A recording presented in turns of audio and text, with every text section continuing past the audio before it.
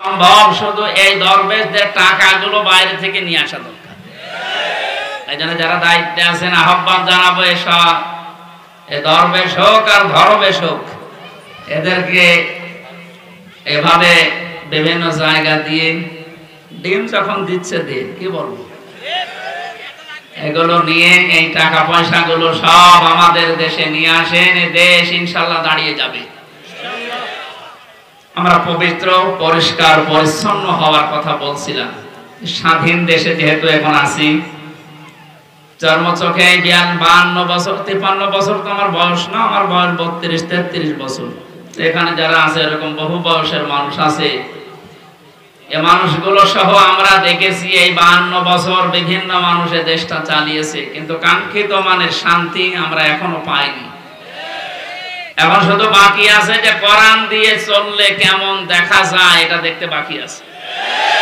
এটা আমরা দেখতে চাই কিনা? এটা এমনি এমনি হবে?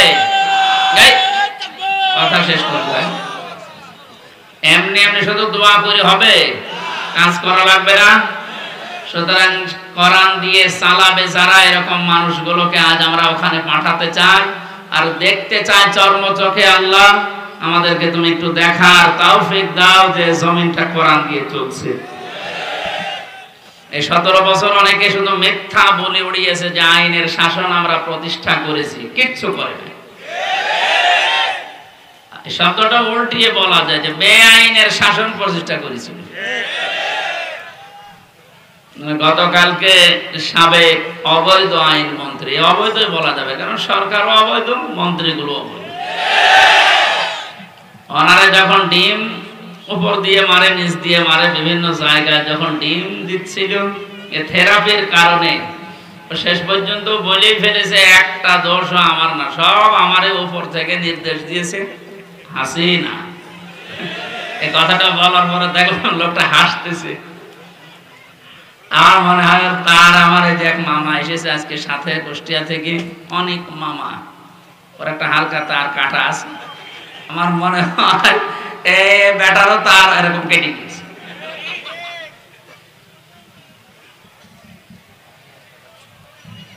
এখন যা যে যারে ধরছে একটু কিছু দিলে সব ধরছে বর্তাছে আল্লাহর ওলির উপরে।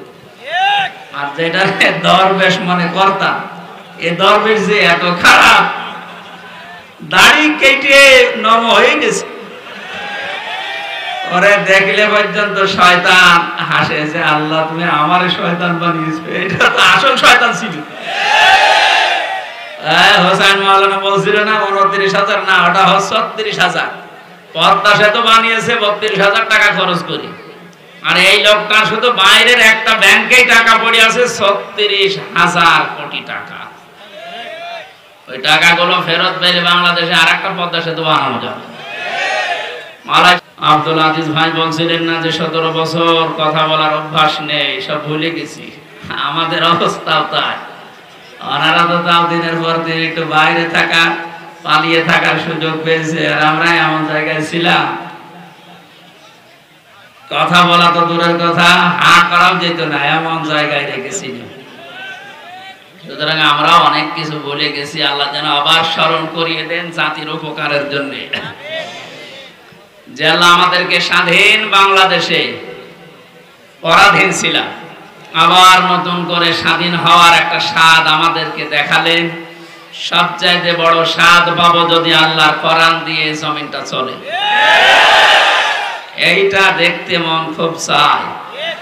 আমি 7-8 দিন আগে ছিলাম মালয়েশিয়া, দুবাই, সিঙ্গাপুরে, সমস্ত জায়গায়। এদের দেশে ইসলাম নেই, কিন্তু ইসলামের নিয়ম নীতিগুলো তারা মানে।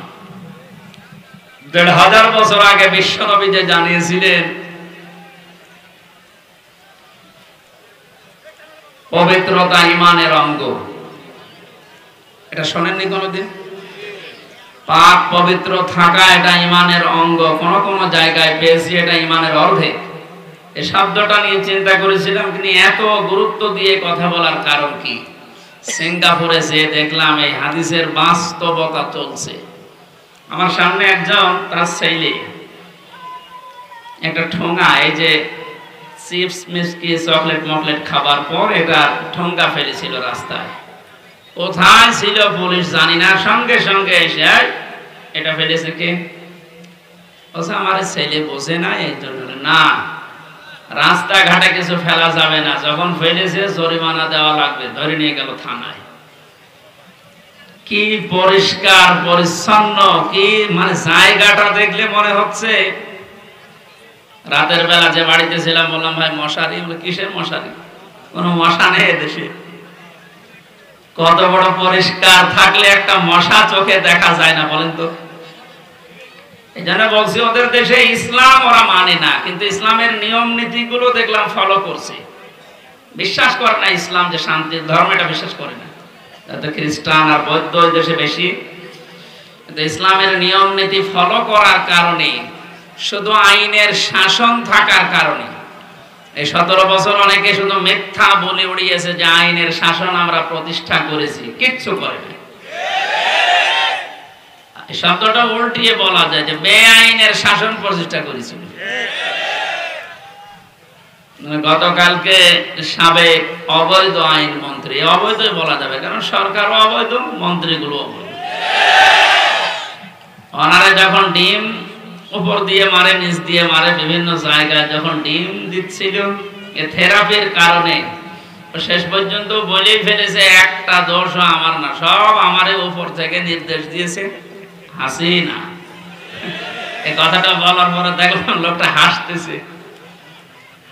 আমার মনে হয় তার আমার এই যে এক মামা এসেছে আজকে সাথে কুষ্টিয়া থেকে, অনেক মামা, ওর একটা হালকা তার কাটা আছে।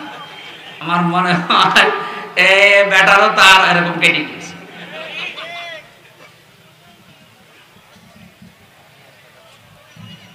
এখন যা যে যারে ধরছে একটু কিছু দিলে সব ধরছে বর্তাছে আল্লাহর ওলির উপরে। আর যেটা দরবেশ মনে কর্তা, এ দরবেশ যে এত খারাপ, দাড়ি কেটে নরম হয়ে গেছে। ওরে দেখলে পর্যন্ত শয়তান হাসে যে আল্লাহ তুমি আমারে শয়তান বানিয়েছো, এটা তো আসল শয়তান ছিল। হোসেন মাওলানা বলছিল না 29,000, না ওটা 36,000। পদ্মা সেতু বানিয়েছে 32,000 টাকা খরচ করি, আর এই লোকটা শুধু বাইরের একটা ব্যাংকেই টাকা পড়ে আছে 36,000 কোটি টাকা। ওই টাকাগুলো ফেরত পেলে বাংলাদেশে আর একটা পদ্মা সেতু বানানো যাবে। মালয়েশিয়া দেখলাম এই যে পেনাং থেকে এই আর একটা শহরে যাবার সময় 2টা ব্রিজ পর পর, একটা মনে হয় 8 কিলোমিটার, একটা 17 কিলোমিটার। আলহামদুলিল্লাহি রাব্বিল মাশরিকাইনি ওয়া রাব্বিল মাগরিবাইন আল্লাযী খালাকা কুল্লা শাইইন যাওজাইন ওয়া আওজাবা আলাইনাল ইহসানা বিল ওয়ালিদাইন ওয়া নাশহাদু আল্লা ইলাহা ইল্লাল্লাহু ওয়াহদাহু লা শারীকা লাহু وأشهد أن محمدا عبده ورسوله سيد الكونين صلى الله عليه وعلى آله وصحبه وأتباعه أجمعين ليلا ونهارا في الطرفين فقد قال الله تعالى في كلامه المجيد وبرهانه التوحيد أعوذ بالله من الشيطان الرجيم بسم الله الرحمن الرحيم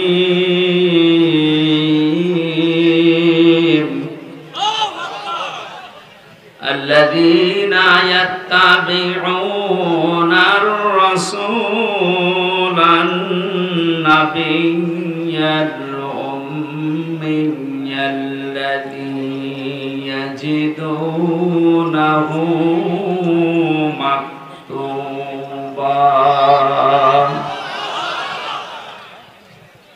الذي يجدونه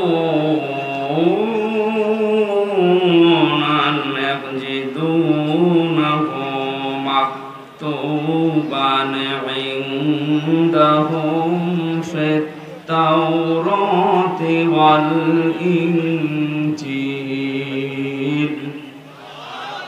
صدقت يا ربنا. عن علي رضي الله تعالى عنه قال قال النبي صلى الله عليه وسلم يوشك أن يأتي على الناس زمان لا يبقى من الإسلام إلا اسمه ولا يبقى من القرآن إلا رسمه مساجدهم عامرة وهي خراب من الهدى علماؤهم شر من تحت أديم السماء من عندهم تخرج الفتنة وفيهم تعود. رواه البيهقي. وقال تعالى في شان رسوله وما زادهم إلا إيمانا وتسليما. اللهم صل على محمد وآله وصحبه وبارك وسلم. আলহামদুলিল্লাহ। কথা বন্ধ করে ওইভাবে শোনেন, এখন ডিস্টার্ব হয়ে যাবে। এদেরকে বারবার বলা হয় নিচু করে দেবেন, এরা আসলে কি বলবো, এখন তো সময় নষ্ট হবে। যেভাবে আছেন এইভাবে দেখেন, আগামী থেকে আমি ঠিক করবো ইনশাল্লাহ।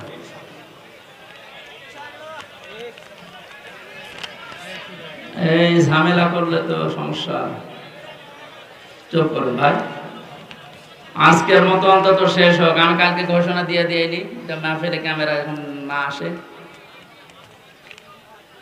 এদের এই কারণে তো নিষেধ করা হয়। কথা বন্ধ করেন ভাই, যেভাবে আছেন ওইভাবে থাকা লাগবে, এখন ডিস্টার্ব হয়ে যাবে। আগামী থেকে আর ইনশাল্লাহ ডিস্টার্ব যেন না হয় সেই কাজ করছি তারা। নাটোর জেলার বড়াইগ্রাম থানার অন্তর্গত মনপির ঈদগাহ ময়দানে কোরআনে কারিমের তাফসীরুল কোরআন মাহফিলের স্বনামধন্য সভাপতি জনাব বাকি বিল্লাহ সরদার, সহ সভাপতি জনাব Nazrul Islam Mondal, vice principal Rajapur honours college, এতক্ষণ পর্যন্ত যারা আলোচনা রেখেছেন জনাব মাওলানা হোসেন আহমেদ মাহফুজ, হাফেজ মাওলানা মোহাম্মদ আলী সহ অন্যান্য উলামা ইকরাম, মাহফিলের প্রধান অতিথি শাইখুল মাশায়েখ, ভারপ্রাপ্ত সাবেক চেয়ারম্যান বড়াইগ্রাম উপজেলা পরিষদ, অ্যাসিস্ট্যান্ট সেক্রেটারি, বাংলাদেশ জামাতে ইসলামী নাটোর জেলা। এই শব্দটা বললেও আগে ভয় পেতাম, কিন্তু এখন ভয় আছে আমাদের। জামাতে ইসলামী নাটোর জেলার শ্রদ্ধাভাজন অ্যাসিস্ট্যান্ট সেক্রেটারি জনাব মাওলানা আব্দুল হানি আব্দুল হাকিম দামাত বারকাতুহুল আলিয়া। মাহফিলে বসা আছেন সর্বজন শ্রদ্ধাভাজন ব্যক্তিত্ব, ইসলামী আন্দোলন বাংলাদেশ জামাত ইসলামী নাটোর জেলার সম্মানিত সভাপতি আমির, আমাদের একান্ত প্রিয় বড় ভাই ইসলামিক চিন্তাবিদ জনাব ডক্টর মীর নুরুল ইসলাম, আতালাল্লাহু উমরাহু ওয়া বারাকাল্লাহু ফি হায়াতি। বলেন আমিন। এতক্ষণ যারা এখনো পর্যন্ত সময় দিতে পারি নাই, আমরা দুঃখিত আপনাদের এই এলোমেলো অবস্থার কারণে। কথা বলেছেন আমার আগে সাবেক চেয়ারম্যান গরুদাসপুর উপজেলা জনাব মোহাম্মদ আব্দুল আজিজ ভাই, জনাব সিদ্দিকুর রহমান সেক্রেটারি বাংলাদেশ জামাত ইসলামী বড়াইগ্রাম থানা, জনাব আব্দুল মান্নান মোল্লা সদস্য 4 নম্বর ইউনিয়ন নগর ইউনিয়ন পরিষদ। এরপরে যারা আলেম আছেন এখানে, আলেমদের হায়াতের তাজ্জেবা সিহাতে কল্লিয়া কামনা করছি, সকলে বলেন আমিন। সামনে বসা মুসলমান ভাইরা, পর্দার আড়ালে সম্মানিতা মা এবং বোনেরা, প্রাণপ্রিয় নাটোরবাসী, আব্দুল আজিজ ভাই বলছিলেন না যে 17 বছর কথা বলার অভ্যাস নেই, সব ভুলে গেছি। আমাদের অবস্থাও তাই। ওনারা তো তাও দিনের পর দিন একটু বাইরে থাকা, পালিয়ে থাকার সুযোগ পেয়েছে, আর আমরা এমন জায়গায় ছিলাম কথা বলা তো দূরের কথা, হাঁ করাও যেত না, এমন জায়গায় রেখেছিল। সুতরাং আমরা অনেক কিছু বলে গেছি, আল্লাহ যেন আবার স্মরণ করিয়ে দেন জাতির উপকারের জন্য, যে আল্লাহ আমাদেরকে স্বাধীন বাংলাদেশে পরাধীন ছিলাম, আবার নতুন করে স্বাধীন হওয়ার একটা স্বাদ আমাদেরকে দেখালেন। সবচাইতে বড় স্বাদ পাবো যদি আল্লাহর কোরআন দিয়ে জমিনটা চলে, এইটা দেখতে মন খুব চায়। আমি 7-8 দিন আগে ছিলাম মালয়েশিয়া, দুবাই, সিঙ্গাপুরে, সমস্ত জায়গায়। এদের দেশে ইসলাম নেই, কিন্তু ইসলামের নিয়ম নীতিগুলো তারা মানে। 1500 বছর আগে বিশ্বনবী যে জানিয়েছিলেন পবিত্রতা ঈমানের অঙ্গ, এটা শোনেননি কোনোদিন? পাক পবিত্র থাকা এটা ঈমানের অঙ্গ। কোন কোন জায়গায় পেয়েছি এটা ঈমানের অর্ধেক। এই শব্দটা নিয়ে চিন্তা করেছিলাম, তিনি এত গুরুত্ব দিয়ে কথা বলার কারণ কি? সিঙ্গাপুরে যে দেখলাম এই হাদিসের বাস্তবতা চলছে। আমার সামনে একজন, তার ছেলে একটা ঠোঙা, এই যে চিপস মিষ্টি চকলেট মকলেট খাবার পর এটা ঠোঙ্গা ফেলেছিল রাস্তায়। কোথায় ছিল পুলিশ জানি না, সঙ্গে সঙ্গে এসে এটা ফেলেছে কে? আমার ছেলে বোঝে না, এই জন্য না, রাস্তাঘাটে কিছু ফেলা যাবে না, যখন ফেলেছে জরিমানা দেওয়া লাগবে। ধরে নিয়ে গেল থানায়। কি পরিষ্কার পরিচ্ছন্ন, কি মানে জায়গাটা দেখলে মনে হচ্ছে। রাতের বেলা যে বাড়িতে ছিলাম বললাম, ভাই মশারি? কিসের মশারি? কোনো মশা নেই দেশে। কত বড় পরিষ্কার থাকলে একটা মশা চোখে দেখা যায় না বলেন তো? এই জন্য বলছি ওদের দেশে ইসলাম ওরা মানে না, কিন্তু ইসলামের নিয়ম নীতিগুলো দেখলাম ফলো করছে। বিশ্বাস করে না ইসলাম যে শান্তির ধর্ম, এটা বিশ্বাস করে না। খ্রিস্টান আর বৌদ্ধ ওই দেশে বেশি। কিন্তু ইসলামের নিয়ম নীতি ফলো করার কারণে, শুধু আইনের শাসন থাকার কারণে, এই 17 বছর অনেকে শুধু মিথ্যা বলে উড়িয়েছে যে আইনের শাসন আমরা প্রতিষ্ঠা করেছি, কিচ্ছু করে না। শব্দটা উল্টিয়ে বলা যায় যে বেআইনের শাসন প্রতিষ্ঠা করেছিল। গতকালকে সাবেক অবৈধ আইন মন্ত্রী, অবৈধই বলা যাবে কারণ সরকারও অবৈধ, মন্ত্রীগুলো অবৈধ। ওনারা যখন ডিম উপর দিয়ে মারে, নিচ দিয়ে মারে, বিভিন্ন জায়গায় যখন ডিম দিচ্ছিল, এ থেরাপির কারণে শেষ পর্যন্ত বলেই ফেলেছে একটা দোষও আমার না, সব আমারে উপর থেকে নির্দেশ দিয়েছে হাসিনা। এই কথাটা বলার পরে দেখলাম লোকটা হাসতেছে। আমার মনে হয় তার আমার এই যে এক মামা এসেছে আজকে সাথে কুষ্টিয়া থেকে, অনেক মামা, ওর একটা হালকা তার কাটা আছে। আমার মনে হয় বেটারও তার এরকম কেটে গেছে।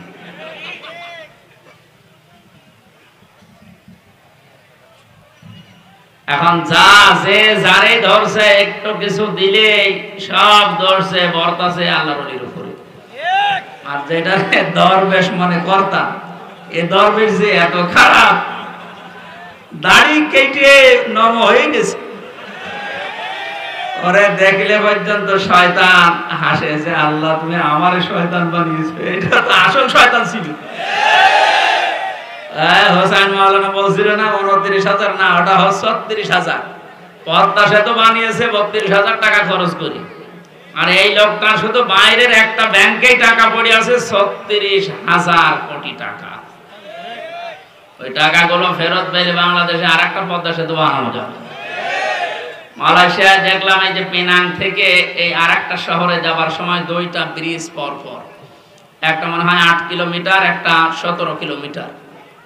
এই যে বিশাল বিশাল ব্রিজ, সম্ভব শুধু এই দরবেশদের টাকাগুলো বাইরে থেকে নিয়ে আসা দরকার।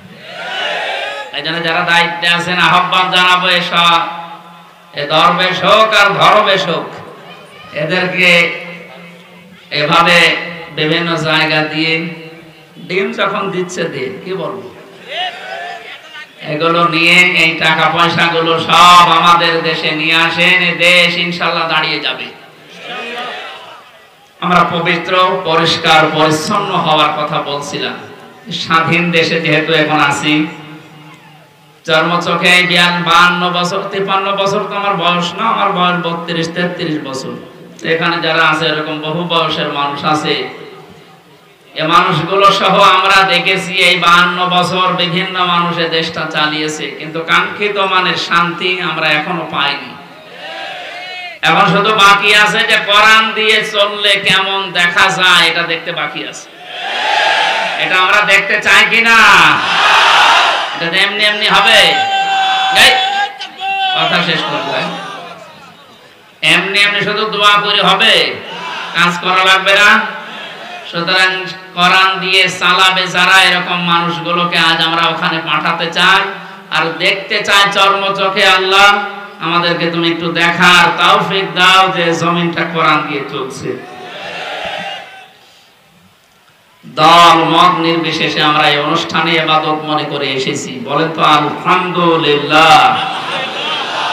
তাআওয়ানু আলাল বিররি ওয়াত তাকওয়া ওয়া লা তাআওয়ানু আলাল ইসমি ওয়াল উদওয়ান। আল্লাহর ঘোষণা, এই পৃথিবীতে তোমরা ভালো কাজে, নেক কাজে একে অন্যকে সাহায্য করো, অন্যায় কাজ করবা না, অন্যায় কাজে সাহায্য সহযোগিতা করবা না। আজ আমরা আহ্বান জানাচ্ছি, রাষ্ট্র যেহেতু সংস্কার আরম্ভ হয়ে গেছে বা চলছে, আমরা সব জায়গায় ইসলাম দিয়ে সংস্কার করতে চাই।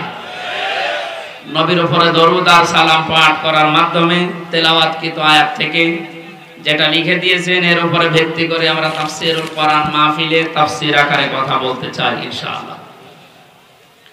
জবান খুলে কোরআনে কারীম থেকে। আমি যেহেতু 8-9 দিন ছিলাম, মাওলানা মিজানুর রহমান আজহারি ভাই, এরপরে ডেভিড লিও নামে একজন আছে ইসলামিক চিন্তাবিদ স্কলার, অনেক দামি লোক। এরপর ডক্টর জাকির নায়েক সাহেবের সাথে দেখা হয়নি, হওয়ার কথা ছিল। এই মানুষগুলোর কাছে মিশে আমি যেই কয়েকদিন ছিলাম, আমি সবচাইতে বড় বিষয় পেয়েছি, ওনারা আলেমদের কিছু দায়িত্ব কর্তব্য, যেহেতু ওনারা মুসলিম মানুষ, আসবে, দেশে ফিরে আসবে। মিজান ভাই জানিয়েছে আমি কিছুদিনের ভেতরে এই দেশে যাব। আমি বলেছিলাম ভাই দেশে আসার পরে কুষ্টিয়া, আমার জন্মভূমি কুষ্টিয়াতে কোরআনের কথাগুলো চলে না, কারণ যে দুইজন শয়তান এই বাংলাদেশে আল্লাহ পাঠিয়েছে ওই জেলায়, আমার জন্মভূমি, তারপরও আমারে বলতো না। এই যে খুলনা বিভাগের 10-11টা জেলা, একটাতেও আমারে কথা বলতে দিত না। যাওয়ার আগে 144 ধারা জারি হয়ে যেত। এখন যেহেতু সুযোগ এসেছে, ওনাকে বললাম আমার কুষ্টিয়া দিয়ে আপনি কোরআনের কথাগুলো আরম্ভ করবেন। উনি সময় দিতে চেয়েছি, দেখি দেশে আসুক ইনশাআল্লাহ। বাংলাদেশের প্রত্যেকটি জায়গা তখন আর জামাতের প্রোডাক্ট কেউ বলতে পারবে না। যারা বলতো তারা এখন খবরে। আল্লাহ রাব্বুল আলামিন তার কোরআনে কারীমকে যেন উন্মুক্ত করে দেন দেশের জন্য এবং প্রতিষ্ঠা করে দেন। বলেন আমিন। সূরা আরাফ কোন সূরা বলেন তো? 157 নম্বর, একটা মাত্র আয়াতের 4 ভাগের 1 ভাগ আমরা পড়েছি। বিশ্বনবীর হাদিস লক্ষ লক্ষ, সেখান থেকে একটা হাদিস নবীজির জামাই হযরতে আলীর বর্ণনা করা, যোগের সাথে মিলিয়ে আমরা তেলাওয়াত করলাম। এই দুইটাকে সামনে রেখে কোরআন যেভাবে তাফসীর করা লাগে হক আদায় করে চেষ্টা চালাচ্ছি ইনশাআল্লাহ। এটা যেহেতু মমতাজের কনসার্ট না, সে মহিলার এখন আর কনসার্ট করা সম্ভব না, কারণ তারও দোলাদুলি এখন আর কেউ দেখতে চায় না, ফেটেও আর কারো যাচ্ছে না। ফেটে যাচ্ছে না, এখন সারা বাংলাদেশে শুধু আল্লাহর কথা হবে। কারণ মানুষের জিকির করে আমরা বহু দেখেছি, একটা মানুষের আলোচনা, একটা মানুষের জিকির যে পরিমাণ হয়েছিল, যদি আল্লাহর জিকির ওই পরিমাণ এই দেশে হতো, আমরা আল্লাহর ওলি হয়েছিলাম। আল্লাহরও মনে হয় সহ্যের বাইরে চলে গেছে, না তো এত অপমান তো আমি ফেরাউনকেও হতে দেখিনি। আমি তার জীবনী পড়েছি, তাহলে এত অপমান হয়নি। আল্লাহ রাব্বুল আলামিন কোরআনে কারীম কিভাবে মানুষের সামনে উপস্থাপন করা লাগে এটা আমাদের শিখিয়েছেন 1500 বছর আগে। আমরা আল্লাহর ওই ধরনটা সামনে নিয়ে আসি, নাকি আমার মন মতো বলবো না। আল্লাহ পাক বলেন কিতাবুন উনসিলা ইলাইকা ফালা ইয়াকুম ফি সাদরিকা হারাজুম মিনহু লিতুনযিরা বিহি ওয়া যিকরা লিল মুমিনিন। আল্লাহ বলেন এই একটা কিতাব, পৃথিবীতে একটাই মাত্র কিতাবের নাম আল্লাহ জানিয়েছেন, তার নাম কোরআন শরীফ। এজন্য কবরে যাবার পর মানুষকে যখন জিজ্ঞাসা করা হবে মার রব্বুকা, তোমার রব কে, লোকটা যদি বলে রব্বি আল্লাহ, আমার রব আল্লাহ, সঙ্গে সঙ্গে ফেরেশতারা জিজ্ঞাসা করবে মা দীনুকা, তোমার জীবন ব্যবস্থা কি। লোকটা যদি বলে দীনুন আল ইসলাম, সঙ্গে সঙ্গে ফেরেশতা বলবে মান হাজার রাজুল, এই লোকটা কে ছিল। লোকটা যদি বলেও ফেলে হাদা নাবিয়ুনা মুহাম্মাদুর রাসূলুল্লাহ সাল্লাল্লাহু আলাইহি সাল্লাম, সঙ্গে সঙ্গে ফেরেশতারা আরেকটা বলবে এই কথাগুলো তুমি পেয়েছো কোথায়। কথা বুঝতেছে? আপনি পৃথিবীর কোন বইয়ের নাম, কিতাবের নাম বললে ফেরেশতারা কিন্তু ওগুলো চিনবে না। আপনাকে সঙ্গে সঙ্গে জবাব দিতে হলে বলা লাগবে আমি কোরআনে পেয়েছি, কারণ ফেরেশতারা এই একটা কিতাব চেনে। আল্লাহ জানে কিতাবুন দিয়েছেন, এই একটা কিতাব, এমন দামি কিতাব, এটা আল্লাহর পক্ষ থেকে এই পৃথিবীতে আল্লাহ নিজে পাঠিয়েছেন। নবীজি এই কিতাবুন শব্দটার ব্যাখ্যা করতে গিয়ে হাদিসে জানিয়েছেন মানিত্তাবাআল হুদা বিগাইরিল কুরআন আদাল্লাহুল্লাহ। তিরমিজি শরীফের হাদিস। এখানে ডিস্টার্ব হচ্ছে, বাতাস লাগবে, অ্যাক্টিভ হয়ে শুনবেন। আমি কিন্তু প্রশ্ন করব, এটা ক্লাস চলছে না? ক্লাসের পরে যে প্রশ্ন করা হয় আমি কিন্তু সামারাইজ করে প্রশ্ন দেব। আন্দাজে সাথে শুনতে এসেছেন না? আল্লাহর নবীর এই কথার ভেতর থেকে দুইটা শিক্ষা আমি পেয়েছি। নবীজি জানিয়েছেন কোরআনে কারীম বাদ দিয়ে পৃথিবীর কোন জায়গায় যদি কেউ ভালো হওয়ার নিয়তে, হেদায়েত পাওয়ার নিয়তেও যায়, আল্লাহ নিজে দায়িত্ব নিয়ে তাকে গোমরা করে দেয়। আর কথার অর্থ বোঝেন? নবীজির হাদিসের শেষ অংশ ছিল আদাল্লাহুল্লাহ, আদাল্লা ইউদিল্লু, সুলাসে মুজাররাদ থেকে এসেছে। শব্দটা যদি ভাবে ইফআল থেকে নবীজি বলতেন যে দাল্লা আদাল্লা ইউদিল্লু, ভাবে ইফআল থেকে শব্দটা আসা, নবী দাল্লা ইয়াদিল্লু বলতে পারতেন। দাল্লা ইয়াদিল্লু এ শব্দ দিলে বাংলা অর্থ হতো আপনি নিজেই নিজেকে খারাপ বানিয়ে ফেলেছেন, আপনি নিজের জন্য নিজে দায়ী, আর কেউ দায়ী না। কিন্তু আদাল্লা শব্দ যখন আসবে বাংলা অর্থ তখন হবে আপনার হয়তো নিয়ত ভালো ছিল, আপনি কোন জায়গায় গিয়েছিলেন যে ভালো হয়ে যাব, কিন্তু কোরআন সেখানে ছিল না। এই জন্য আল্লাহ রাগ করে নিজে দায়িত্ব নিয়ে আপনাকে আরো খারাপ বানিয়ে দেবে। এটার জন্য সবচেয়ে বড় কারণ হচ্ছে পৃথিবীতে একটাই মাত্র কিতাব আল্লাহ মানুষকে হেদায়েত দেওয়ার জন্য সর্বশেষ পাঠিয়েছেন, তার নাম কোরআন শরীফ। কোরআন বাদ দিয়ে হেদায়েত দেওয়ার মতো কোন কিতাব কিয়ামত পর্যন্ত আর নেই। কথা বুঝতেছেন? এজন্য সর্বপ্রথম আয়াত দেখবেন যালিকাল কিতাবু লা রাইবা ফি, কিতাবের আগে আলিফ লাম আছে। আল্লাহ নির্ধারিত করে জানিয়েছেন একটাই মাত্র কিতাব যেটা মানুষকে হেদায়েত দিতে পারে, তার ভেতরে কোনো সন্দেহ নেই, ভুল নেই, অবকাশও নেই। হাদিসের ব্যস্ততায় আমি যেটা পেয়েছি, ও বাংলার জনগণ, কোরআন যেখানে নেই ওই রকম জায়গায় এখন থেকে যদি আপনি ভালো হওয়ার নিয়তেও যান, আপনাকে আমির হামজা খারাপ বানাবে না, খারাপ বানিয়ে দেবে কে? এবার এক বাক্যে বলবেন হেদায়েত দেওয়ার একচ্ছত্র মালিকানা হামজার? বলেন। নবীজির? কার? আল্লাহ ছাড়া পথ কেউ দেখাতে পারে না, হেদায়েত দিতে পারে না। উনি যদি বলেন আমি তোকে খারাপ বানাবো, বলেন তো কে আছে আপনাকে পথ দেখাবে? বলেন। এই জন্যই আমার শেষ কথা, ফাইনাল কথা এইটাই, আজকে থেকে সিদ্ধান্ত দৃঢ়ভাবে নেওয়া লাগবে, কোরআন যেখানে নেই সে যত বড় বাবার দরবার হোক, যত বড় রাজনৈতিক দল হোক, যেখানে কোরআন চলে না, কোরআনের কর্মসূচি নেই, আমি ওখানে যাব না। ওখানে যদি আমি ভালো হওয়ার নিয়তেও থাকি, তাহলে আমারে খারাপ বানিয়ে, গোমরা বানিয়ে জাহান্নামে পাঠাবে কে? আমার মনে হয় এই ওয়াজটা যদি আজ আমরা বাংলার 18 কোটি জনগণের ভেতরে 10 কোটি মানুষও মেনে নিতে পারি, এদেশে আমরা গোমরাহি থেকে মুক্ত হব। আল্লাহ রাব্বুল আলামিনের হেদায়েত আমাদের জন্য আম হয়ে যাবে। আশা করছি আপনি কথাটা মেনে নেবেন আপনার প্র্যাকটিক্যাল জীবনে, যে কোরআন যেখানে নেই ওই রকম দলে আমি আজকে থেকে আর নেই। এটা শুধু সামিয়ানার নিচ পর্যন্ত শেষ, বাইরে নিয়ে যাবেন তো? যেখানে কোরআন নেই, তাহলে যদি আপনি জানো ভালো হওয়ার নিয়ত আপনার ছিল, কিন্তু আপনাকে আল্লাহ ভালো রাখবে না।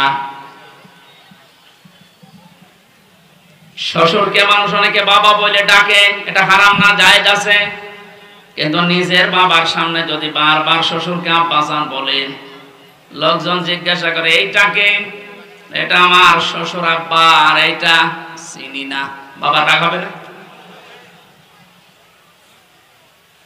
বাবা বলা জায়েজ আছে বলে আপনি একেবারে সবসময় মুখে ফেনা তুলে ফেলবেন আব্বাজান বলে, আসল যেটা জন্মদাতা বাবা, ওর কোনো খবর নেই।